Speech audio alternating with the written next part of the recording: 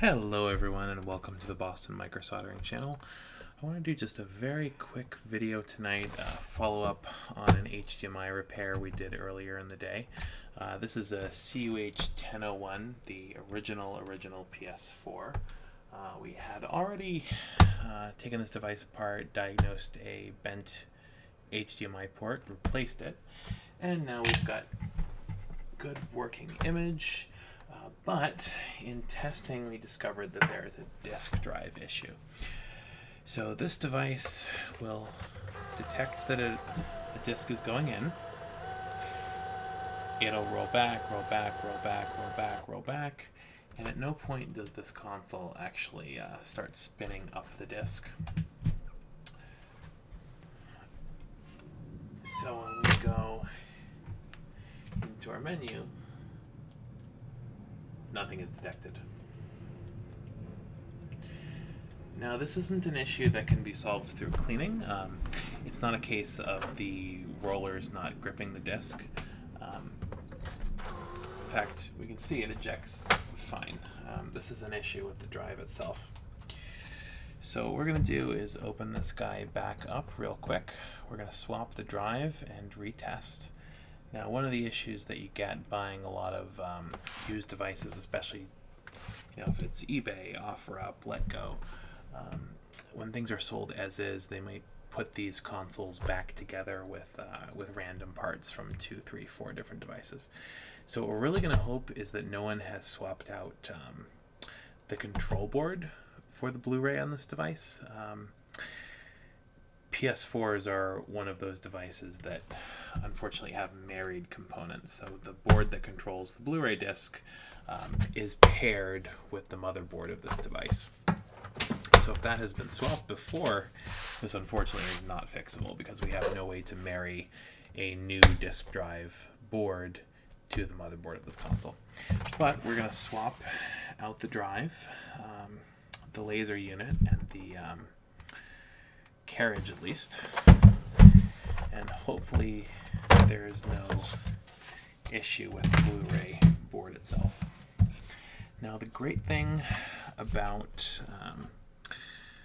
the only good thing about having a disk drive issue on these devices is that the entire Blu-ray disk assembly is incredibly quick and easy to swap out.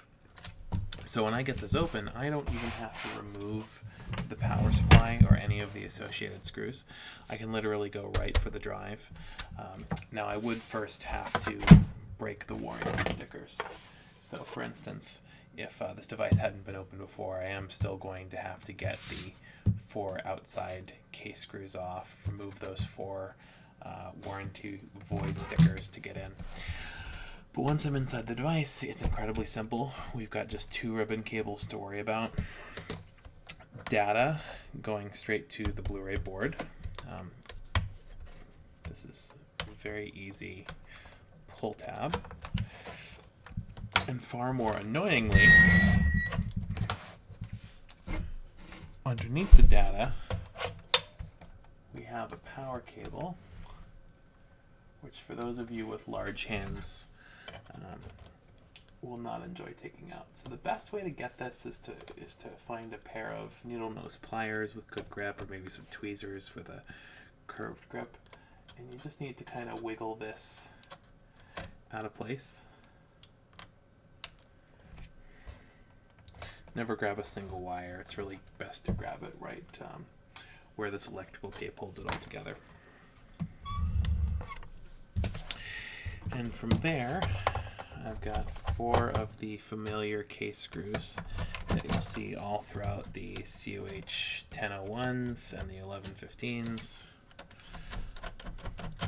One of them holds on the Wi-Fi antenna, which I can basically just flip out of the way. And after my 4 common case screws, using that security bit, I've got 1 tiny little Phillips head going into the plastic. At that point, my drive can basically just lift right out. Comes out at a little bit of an angle.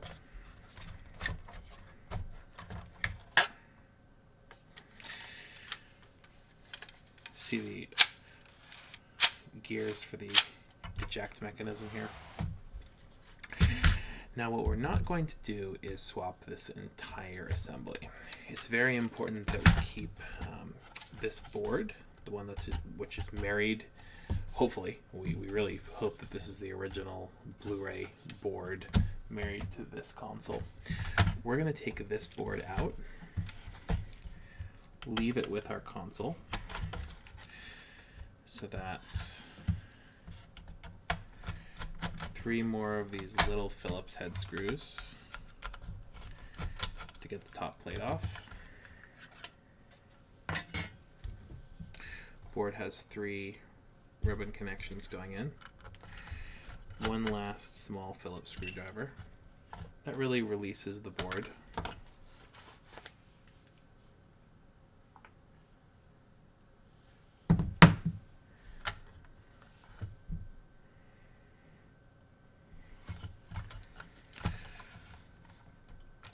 Two of them are just pressure fit, and one has a gate which needs to be flipped up first. So we're going to leave this Blu-ray drive board with our console. We're going to take our faulty drive assembly, put it off to the side, and here I have a really nasty, disgusting, dirty whole drive assembly, which is coming from actually a CUH-1115, one of our Blue Light of Death consoles, which we've already taken a number of components off of that motherboard. It's basically a donor board device.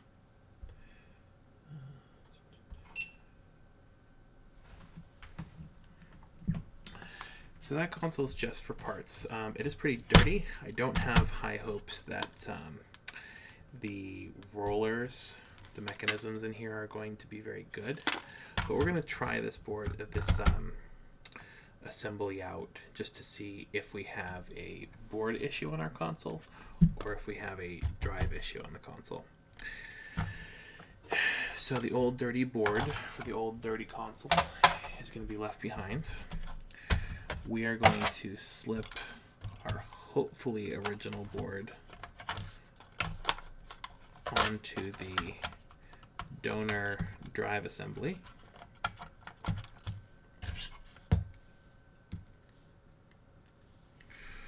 First securing that one board screw,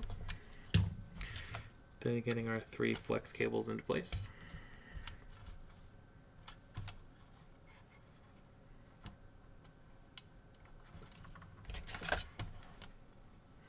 These little blue pull tabs definitely come in handy when it's late at night and you don't quite have the hand-eye coordination you need.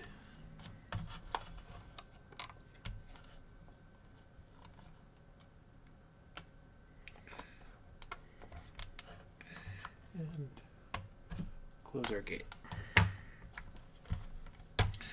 Alright. Just gonna slip back down. Really need to align the front edge first. Boy, is this drive assembly dirty.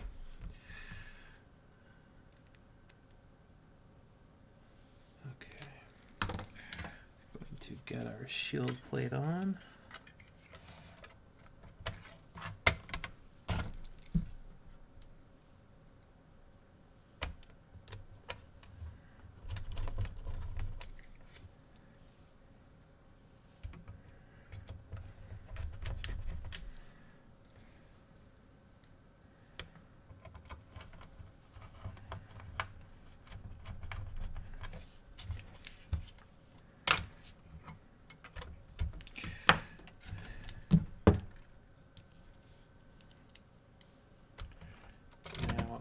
Antenna can go back down.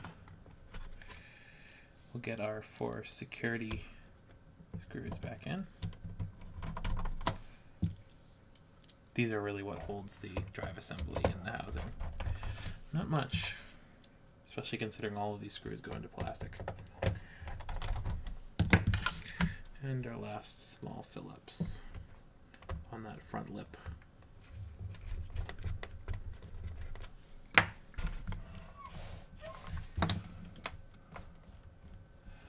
Now,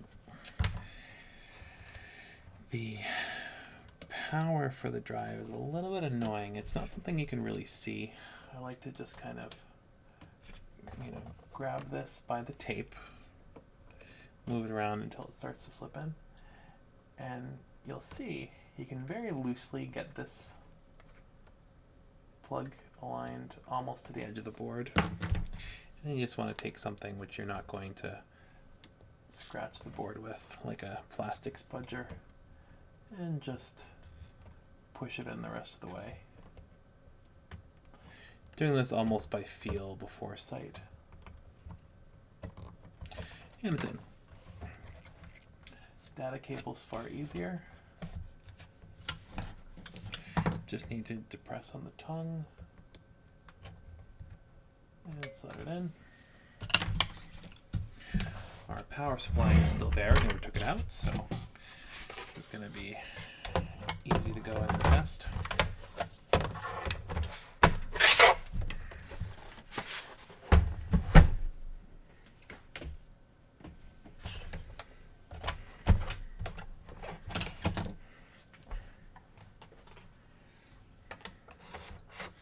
Now our disk is detected.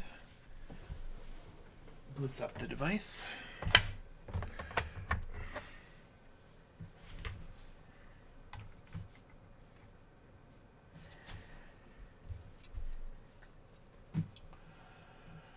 Now once this boots up, we're going to see, can it actually spin up a disk and can it actually read it? Our test drive in this case is quite old, quite dirty. Not expecting it to work like new, but we are hoping that it solves our problem, in which case we can just call our old drive assembly faulty.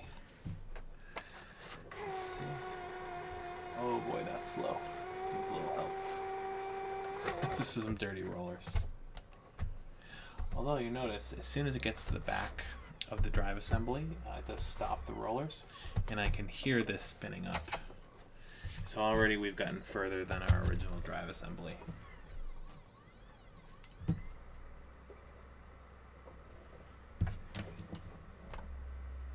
Sounds good.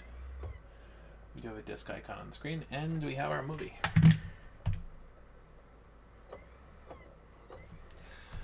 Let's see if we can actually play it. Yep. Like we're in 1080p.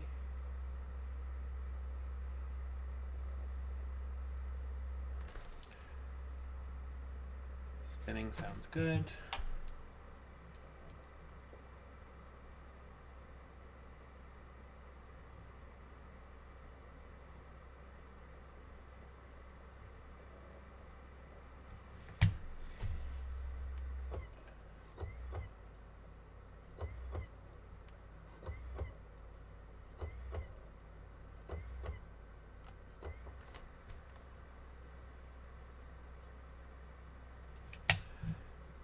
And we're in our movie. Excellent.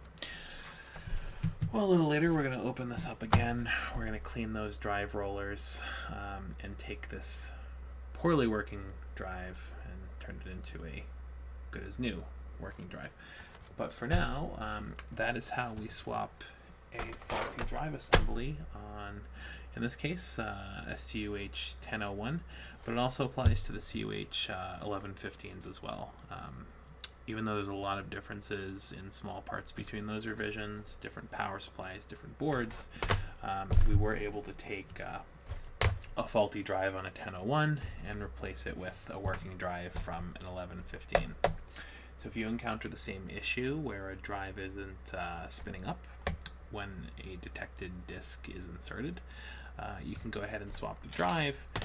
Drive assembly, just make sure we're always keeping the original drive control board with the motherboard of the console. And with that, I wish you good luck in your repairs.